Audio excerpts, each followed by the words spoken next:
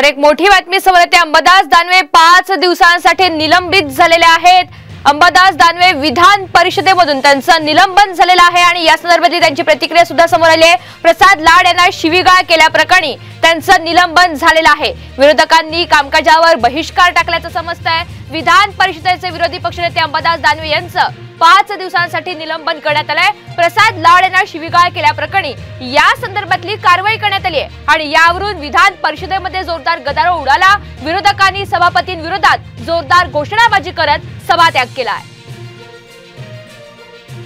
सदर निलंबनाच्या कारवाईत त्यांना विधानमंडळाच्या परिसरात प्रवेश करण्यास बंदी घालण्यात यावी।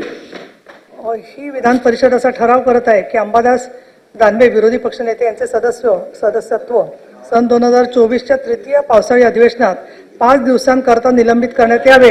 अनुकूल असतील त्यांनी होय म्हणावे, प्रतिकूल असतील त्यांनी नाही म्हणावे। होयचे बहुमत आहे, होयचे बहुमत आहे। ठराव संमत झाला। जर ऐकून घ्या।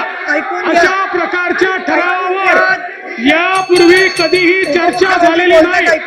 अशा प्रकारच्या ठरावावर यापूर्वी कधीही चर्चा झालेली नाही।